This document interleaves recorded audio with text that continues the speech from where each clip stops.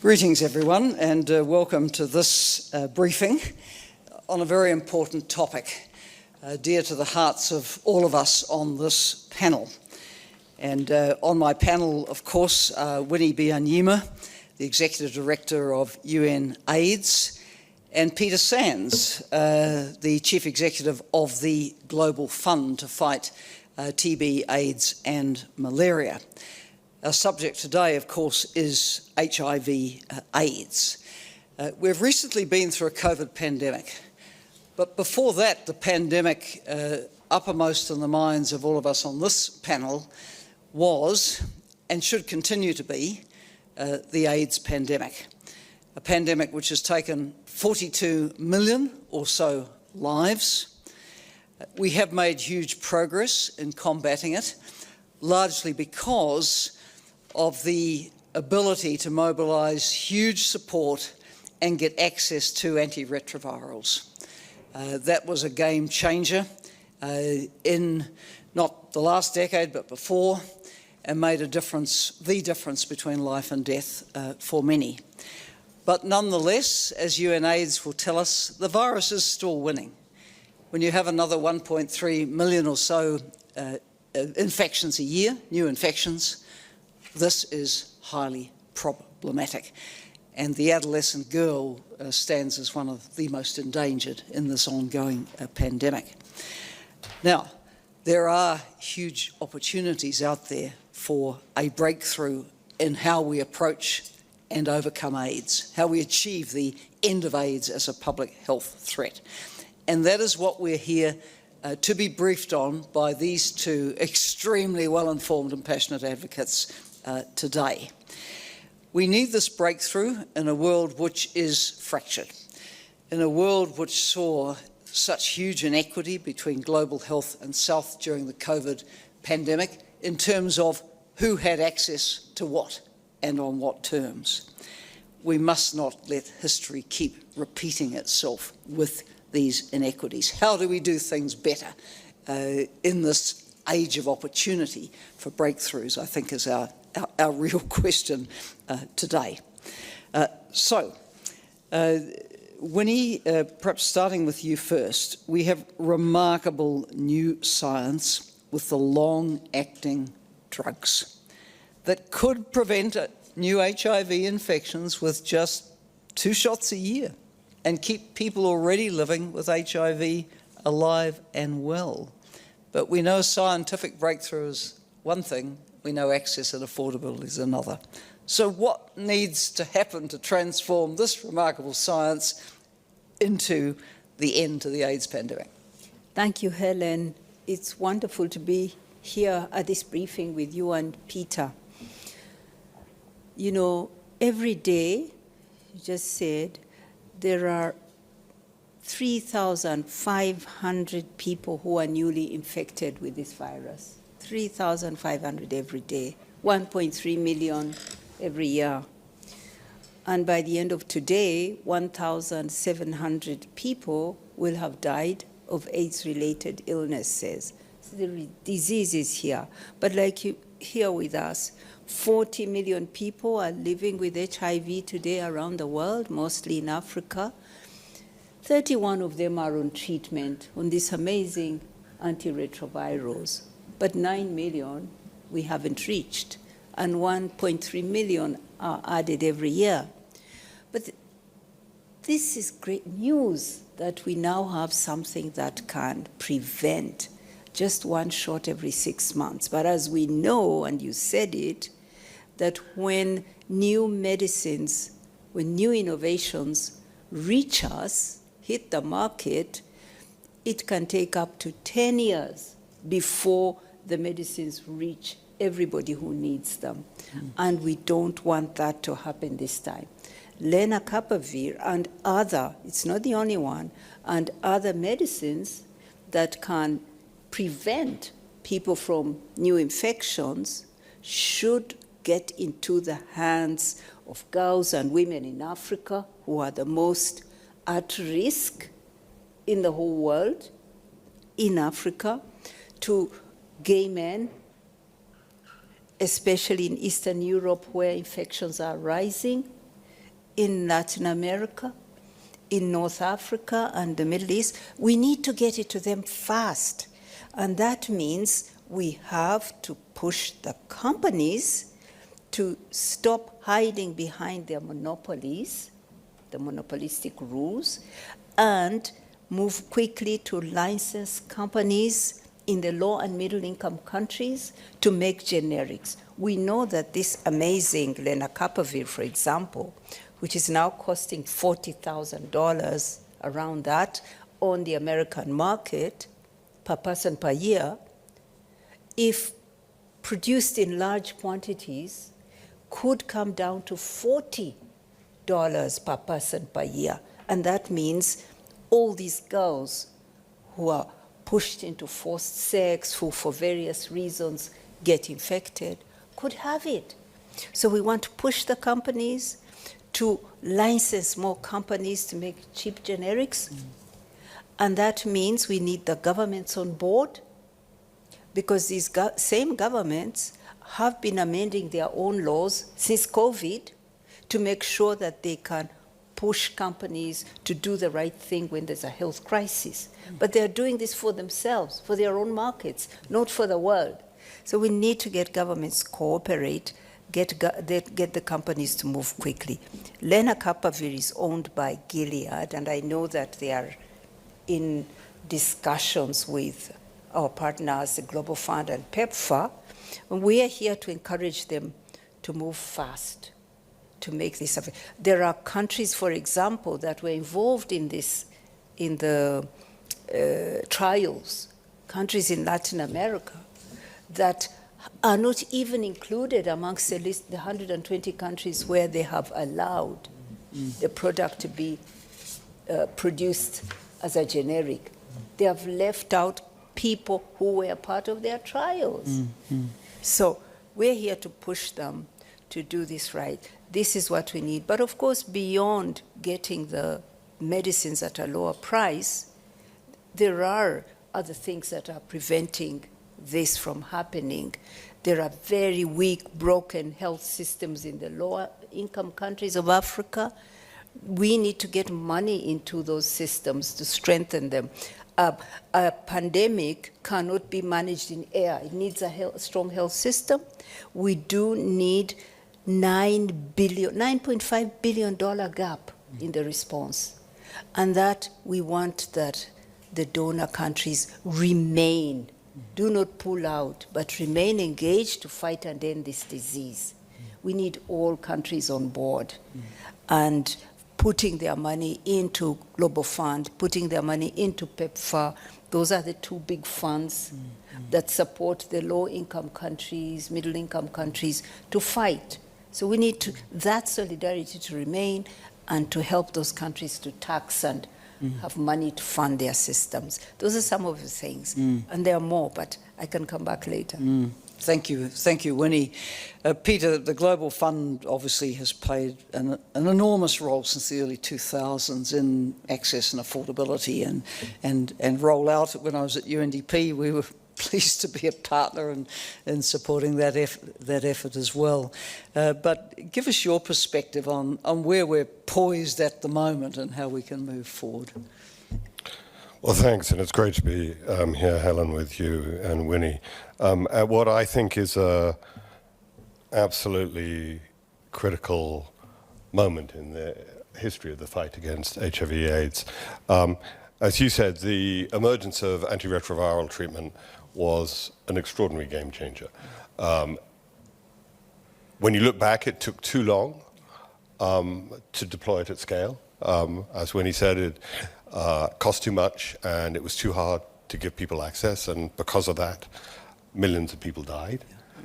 But since then, we now have expanded antiretroviral treatment enormously, and the cost of it has plummeted from when the Global Fund was created. It was something like $10,000 per person per year. Actually, now we're getting it for about $37 per person per year. Although, as Winnie noted, there are still 9 million people who are HIV positive who are not on treatment. So there is a gap there. So that was a game changer. And I think what we are seeing now with the emergence of lenacapavir, but also a range of PrEP and prevention tools, including the Diverapin vaginal ring, we've got another game changer on our hands. And it is incredibly timely because it gives us the opportunity to once again change the nature of the HIV pandemic, which is if we can significantly reduce the numbers of new infections, then yes, we still have 40 million people plus on antiretroviral treatment, but we're not constantly growing that number. And that is a hugely different situation to be dealing with. Now, the trick is going to be how quickly and how effectively can we get these tools to the people who need them most. Just before the Christmas break, we made an announcement alongside PEPFAR and the Children's Investment Fund and the Gates Foundation of a collective effort to bring lenacapavir to 2 million people within the next 3 years. And that roughly coincides with the period where we're expecting the supply of lenacapavir to be largely the Gilead branded product as opposed to the generic product, which is likely to follow sometime in the next 2 to 3 years, depending on how quickly the manufacturing is scaled up. And what we wanted to signal with that announcement was that we don't want to go small. We want to seize the opportunity, even before the generic product becomes available, to make a significant difference to the trajectory of the disease. And for those of you who sort of aren't HIV people, the PrEP has already been, oral PrEP has already been a very, very powerful intervention. And in many of the richer countries in the world, it has played a huge role in bringing down levels of new infections. The challenge for many of the communities most at risk in other parts of the world is that there is significant stigma and other obstacles to taking oral PrEP. And a 6-monthly injection, which is effectively 100% effective, is a way of bringing the power of PrEP to people for whom the oral PrEP solution doesn't really work that well.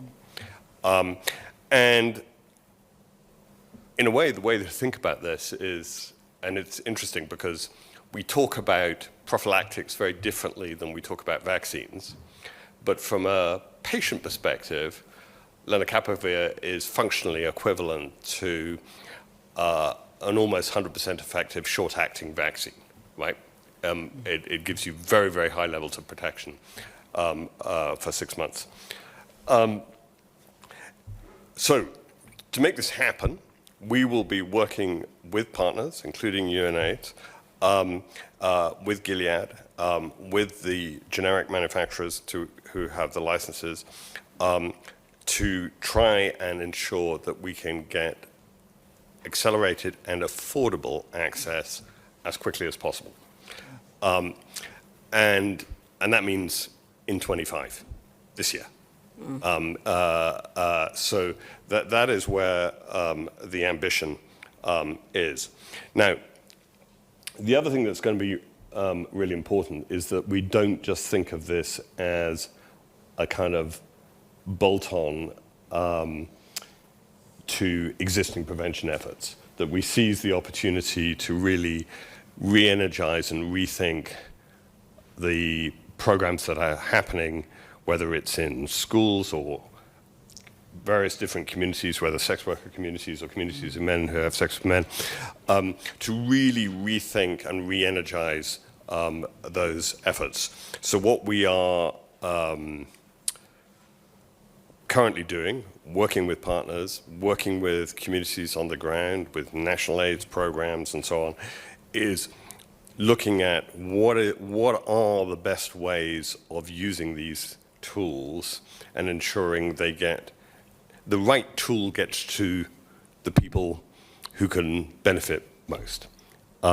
This is not going to be something where we can't afford, we won't be able to afford to, but it also won't be the right answer to sort of roll out lenacapavir to everywhere. Different people will want and need different things. And so there's a lot of work to be done on how to most effectively implement these interventions. But if we can get it right, if we can get the access affordable, and we can get the execution of the programs, the implementation of it effective, we have this kind of amazing opportunity to change the trajectory of HIV in a short period of time. And that's extraordinarily exciting. Yeah, please come in. Very exciting points coming out of the conversation, and Winnie, you're going to come in on a point, but also, it's one thing to roll it out to a country, but then if there's stigma within a country against the sex workers, against the rainbow community, against the people who are injecting drugs, then you've got another built-in barrier at that level too. But please say what you were going to be prompted to say, Winnie. Yeah, I'll come to that. I wanted to say that the ambition, we want to raise the ambition. We see that, we know the target that we have now is that we would want 10 million people to be on prevention, what we call PrEP. Yeah. So there are various types of PrEP. Lenacapavir is now the magical one, which is an injection every 6 months. Now, they're talking about 2 million people coming onto lenacapavir. That is the target. But we're saying if we are going to end this disease by 2030 as our goal, we need to get 10 million this year on treatment. So it's a question of speed and scale and the ambition for that. And we think it can happen. Look, when we had COVID, within a year, rich countries came together and found the vaccine. And when the vaccine was found, within the first year, 4.5 billion, not million people, had been vaccinated in 1 year. 4.5 billion. Yeah.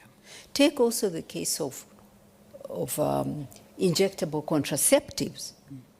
Every year, 72 million women and girls get that injection, the contraceptive. So it's not impossible.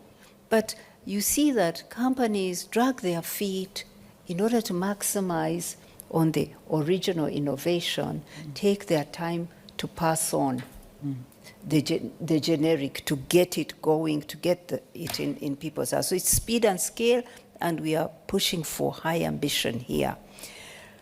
Then I also mentioned the countries that are not included.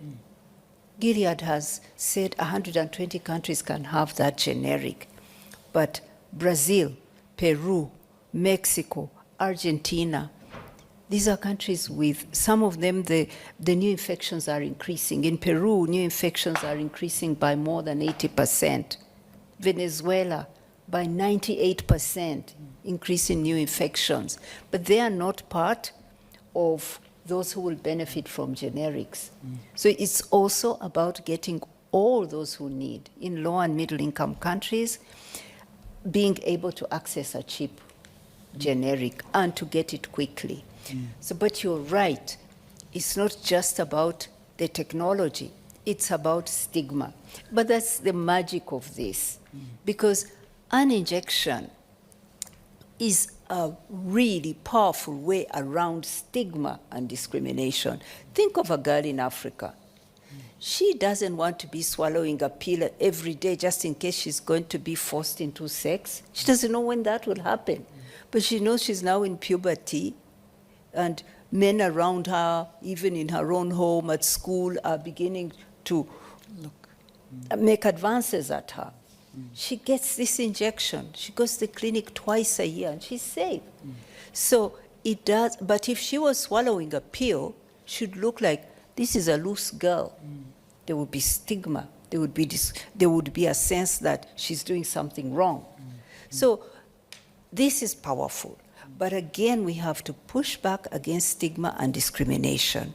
If you have gay men, I love the name you gave them, the rainbow community. People of the rainbow community, like those in my country, in hiding, because there's a horrible law, because there's strong stigma, they are attacked. They will not come for this magical lenacapavir. But in a way, it's better than a pill, because they go only once. Maybe now it's going to be once a year. But still, unless people enjoy all their rights, I'm so sorry. It's hard to access. Yeah. Access is impossible. So we still have to keep fighting on rights. And sadly, there's a pushback against human rights, against women's rights.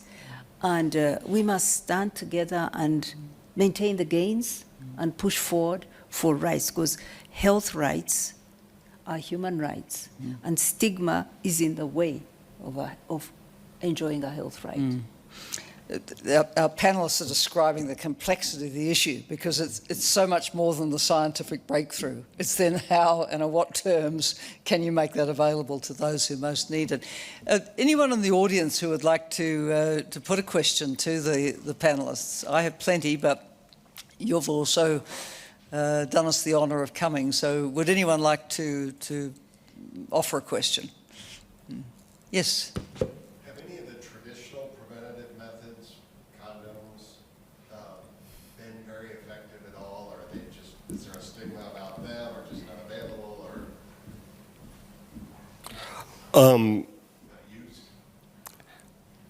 They are all effective. I mean, condoms are an effective barrier.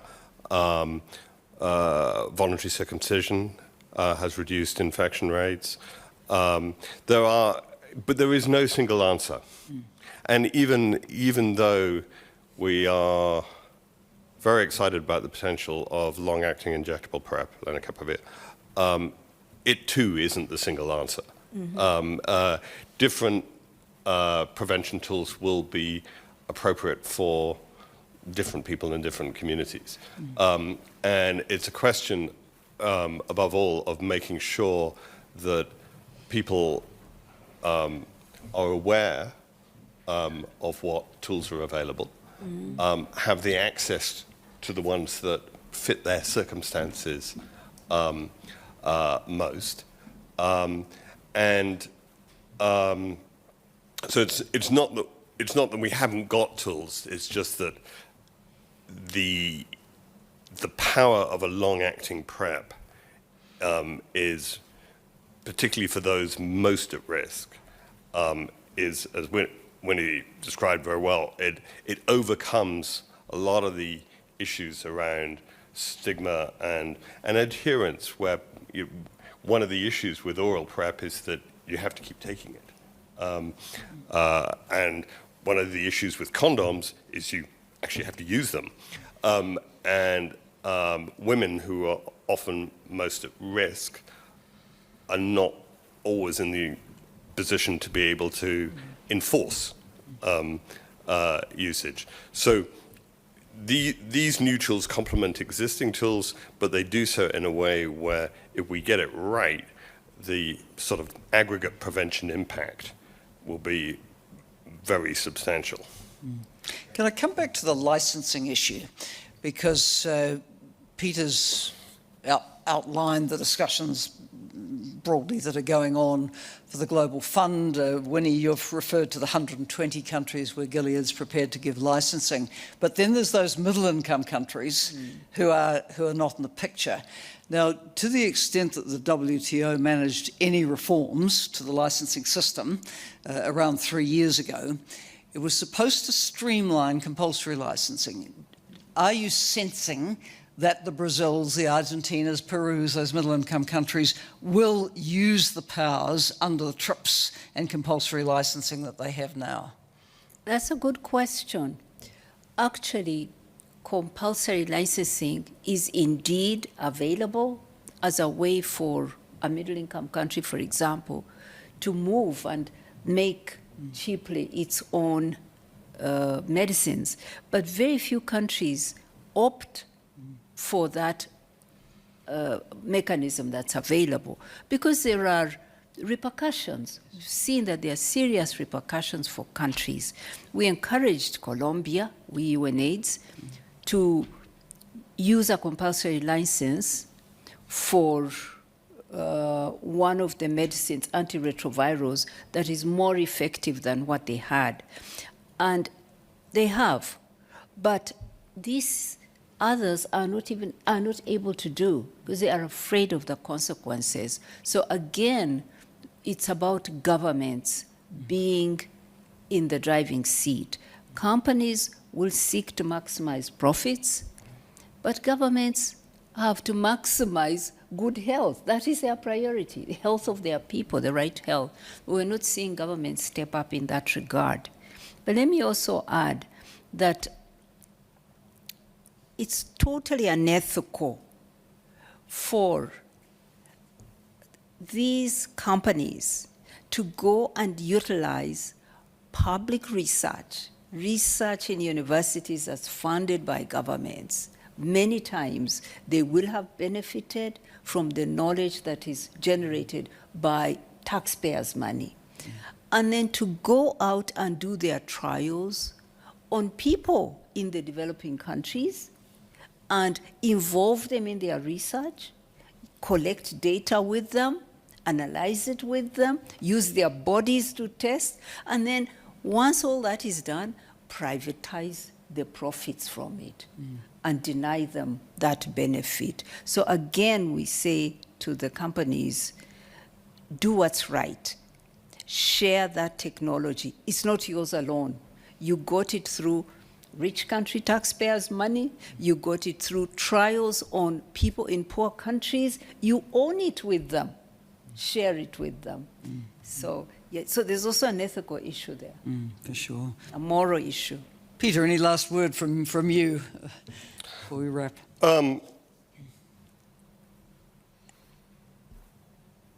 Actually, I think one of the biggest challenges in the fight against HIV is the fact that it's no longer top of mind.